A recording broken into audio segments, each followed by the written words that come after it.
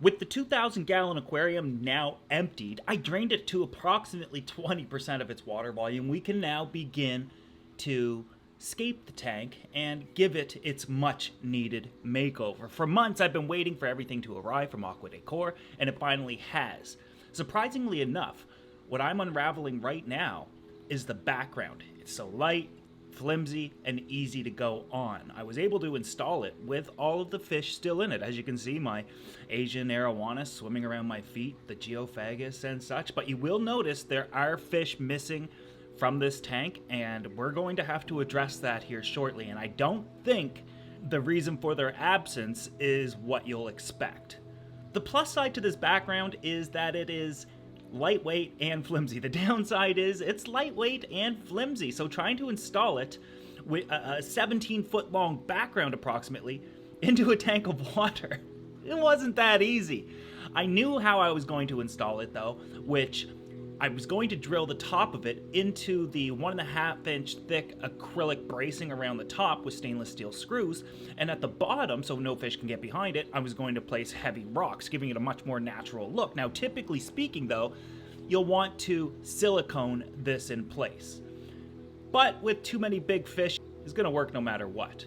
I also like the fact that it's very flexible. I can shove pumps behind it, I can put anything behind it that I want, and it still bulges, but it'll look natural, like it was supposed to look like that. With the background in place, this tank has already transformed technically.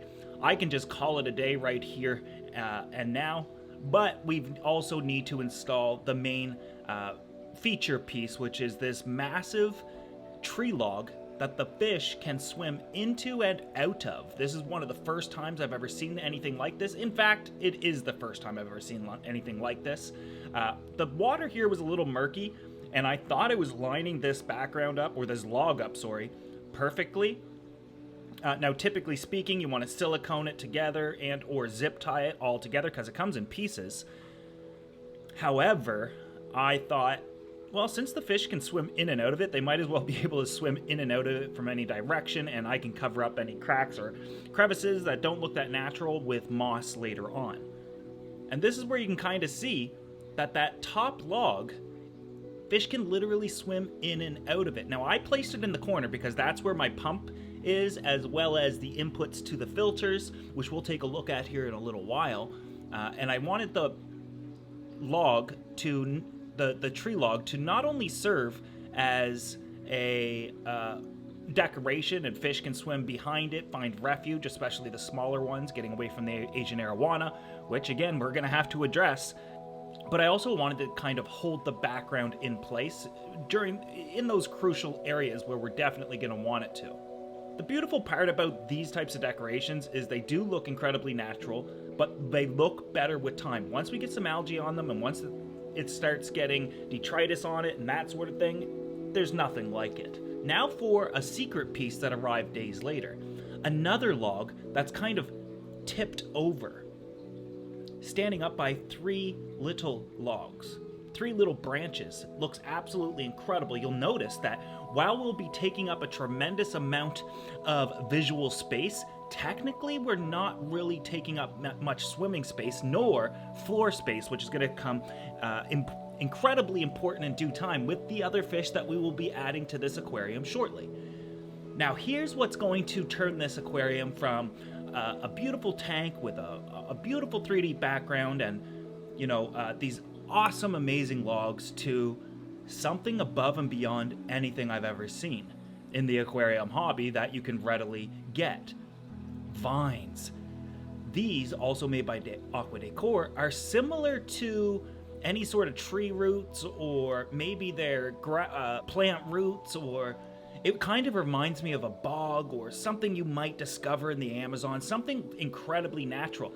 And the interesting thing about these, and one of the things that actually bothered me about them, was they floated as soon as I filled this tank up, but being made of rubber, I looked closely and they just had micro bubbles all over them. So I shook the bubbles off and they sank and flowed in the water and looked incredibly natural.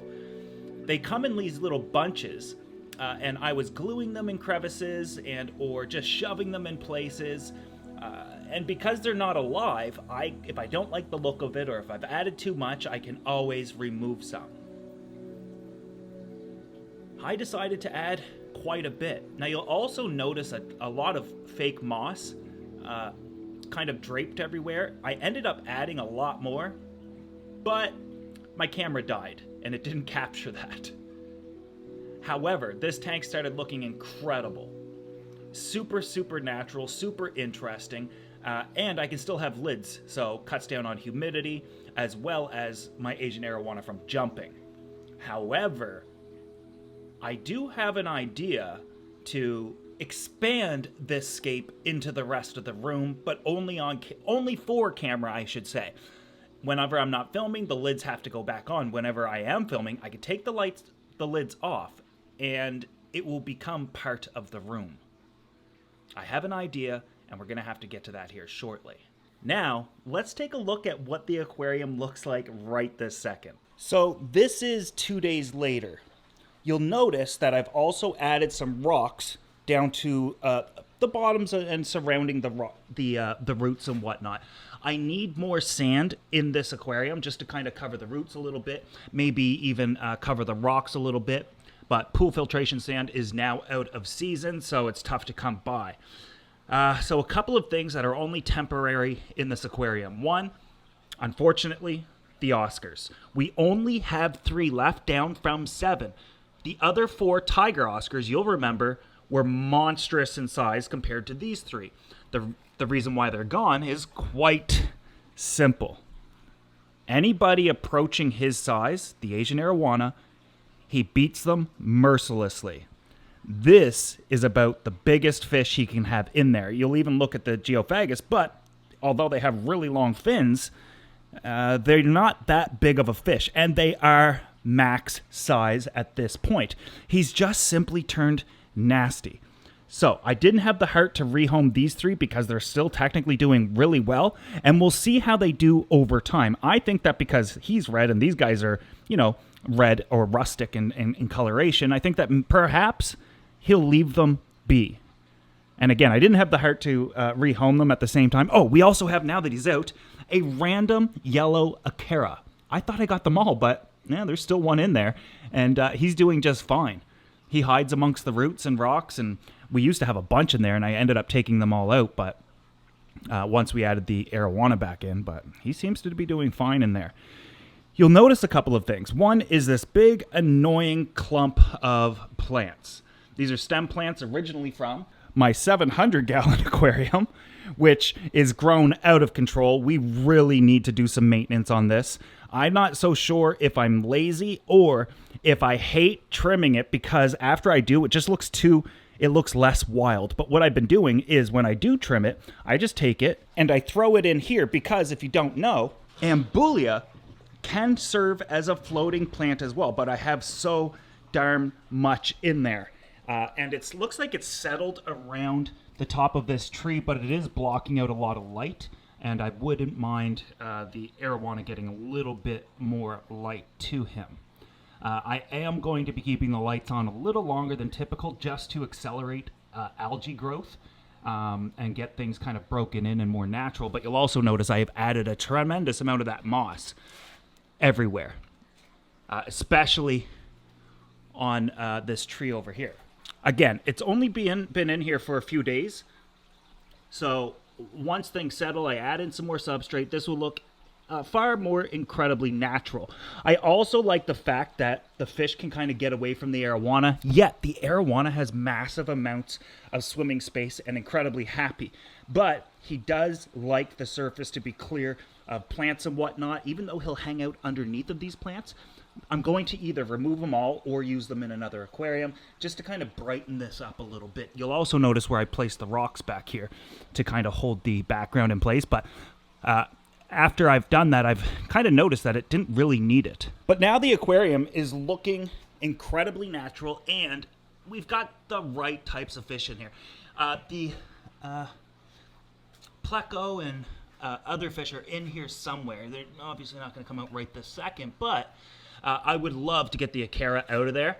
I don't know if I'll ever be able to or be able to catch it. Unfortunately, the Oscars will have to come out of here at some point, but I'll wait until he starts beating them up. I'd like to get more geophagus and then perhaps a large school of small tetras or maybe even guppies, because I don't think the arowana will go after them nearly as much as we think. I think that he's so well trained that for his typical shrimp and even pellets that I don't know. I don't think he will. But it's definitely a test that I'm interested in trying.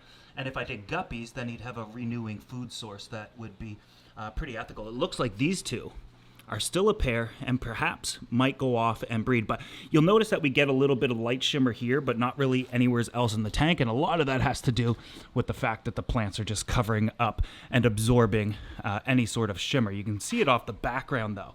But we should probably talk about equipment and how everything is also set up. First and foremost, and excuse the mess because we're still installing all of these aquariums and I got so much left to do. Look at all my CO2 tanks over there.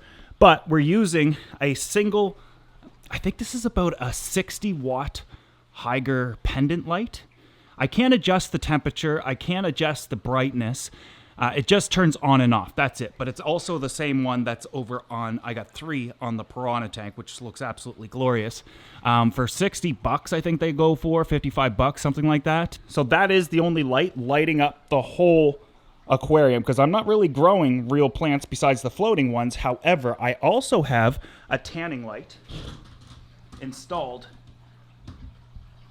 right there, which is giving the arowana a much more pink look or red look. And if I unplug it, you'll get an idea of the colors that it's adding to the tank. So it's literally meant just to emphasize red. And it looks way better with it on. It's also waterproof. That's why it's in the aquarium itself. But I don't like to have electrical components in the aquarium if I can control it. So I just took it out. Now, one of the things that I'm thinking, especially because the pendant light is way up here, and I'll explain this tank here in a second. Remember when I said I want to incorporate this into the rest of the gallery? I capped off the tops with moss, kind of making it look, this got to go. It just is so ugly. Maybe I'll have a little bit in there and see what happens over time, but I just wanted to take off the lids here so you can kind of get an idea of what it looks like from above. It still looks incredibly natural and very interesting. You can see that the fish can not only swim into this, but get out of it if they had to. And again, perhaps at some point I'll get in and line it up a little bit better. It looks like I shifted it back somewhat, but the moss so far is looking really good in there as well. I wouldn't mind installing some form of large waterfall over here, perhaps put this tank inside of it, and then above, perhaps some sort of water change system, but it serves more like rainfall. And of course, obviously, I don't want this open all the time, risking the arowana jumping out, humidity issues and that sort of thing. So while I film, there's no reason for me not to be able to take this off. Now, what is that aquarium? Well, there's this tiny little lines going into it right now. And if you can see the water dripping, it's a drip system. I've been using those for years upon years. Fresh water's going in. I'm actually heating it with a little cheap Walmart 50 watt heater, and then it overflows into the tank. I can increase the flow, decrease it as needed based on the temperature. I do want it to be warm. I don't want to add continuously cold water to this because I'm not heating the tank. So it's giving me a continuous freshwater drip into this tank. We do have a small pump. Well, not a small pump, but around 3,000 gallons per hour is feeding the canister filter here. So the pump down there is pumping water up into the canister filter, and then it's returning it here. Down here at the bottom, 2 of these pipes are going all the way to the 180 gallon sump, which is also filtering the piranha aquarium.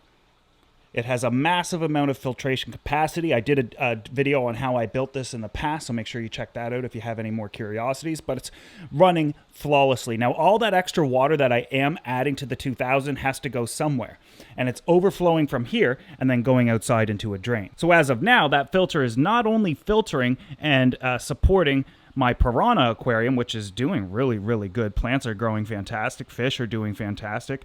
This aquarium is absolutely glorious. But with me moving everything around and getting everything changed and done, I still have a lot of stuff out in the open that I got to get rid of and tidy up out here. The electric eel is no longer in his aquarium. I still got him, but we've added him to his new tank along with other fish that have been stocked recently, but I got to get that edited and up for you guys as well, perhaps maybe in the next video. But I definitely wanted to show you the 2,000 gallon aquarium, which is just absolutely beautifully gorgeous. Stunning, perfect. Fish love it. Everybody's doing great. Again, if I were to take this stuff off, like, I'll just even move it aside. It's so much. You can see how much more light is literally getting in there. It'll just look brighter and even better. But you'll also notice that this stuff will send off roots no matter where it is at in the aquarium. And here's a fantastic example. If we look back here, it looks, once it grows as high as it can, it'll tip over and then roots start shooting out from there. Just beautiful. Hey, what's up, guys? But anyways, that's where we're at with the 2,000 gallon aquarium now.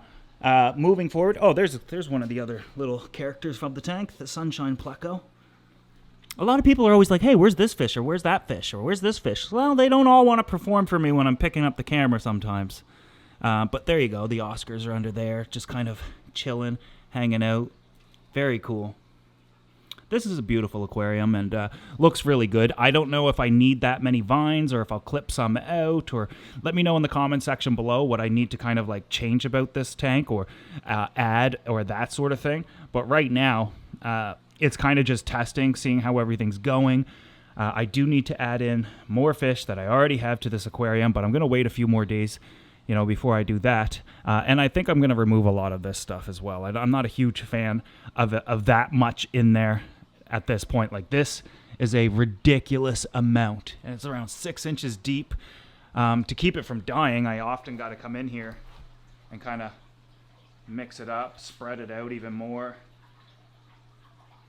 But it's all healthy. It's got roots all over it. Like, you can see the roots coming out. So this is technically aiding in nutrient export. It is aiding in shading the fish. Perhaps it's a good idea to keep it in there just so the arowana doesn't jump and or, you know, kind of discourages him from doing so. But I feel like I'd rather have great lighting. Man, this tank is beautiful. Let me know what you think in the comment section below. If you enjoyed this video, make sure you give it a thumbs up. Subscribe if you haven't been already. And some of those upcoming videos where we're adding the new fish and perhaps building that rainfall system, we'll see what happens there. Anyways, thanks for watching. I'll see you guys in the next one.